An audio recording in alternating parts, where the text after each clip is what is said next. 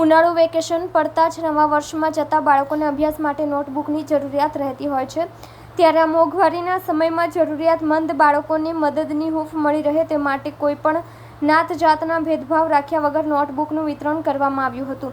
શ્રી રણછોડજી મહારાજ મંદિર ટ્રસ્ટ, શ્રી જગજીત હનુમાનજી મંદિર, મિની ડોકાર દ્વારા સગ્રામપુરા ખાતેથી નોટબુકનું વિતરણ કરવામાં આવ્યું હતું. છેલ્લા 4 વર્ષથી આ રીતે નોટબુકનું વિતરણ કરવામાં આવી રહ્યું છે. નિલેશભાઈ સોનીએ કહ્યું કે આજે સવારથી 45,000થી વધુ નોટબુકનું વિતરણ મંદિરની આરતી થયા બાદ સસ્તા દરે કરવામાં આવ્યું છે. સમાજમાં મિડલ અને લોઅર મિડલ ક્લાસના લોકોને મદદરૂપ થવા માટે નોટબુકનું વિતરણ કરવામાં આવી રહ્યું છે. આ કાર્યમાં મોહલ્લાના લોકો, મંદિરના ટ્રસ્ટીઓ સહિતનાઓએ સાથ સહકાર આપ્યો હતો. મારું નામ નિલેશ સોની છે અને અત્યારે આપણે જે ઊભા છે તે સગ્રામપુરા મેઇન રોડનું મિની ડાકોરથી ખ્યાતનામ એવું રણછોડરાય જગતજીત હનુમાન મંદિર છે અને અત્યારે આજે 12/5/2024ના રવિવારના દિવસે અહીં 45,000થી વધારે રાહત દરે નોટબુકનું વિતરણ થાય છે.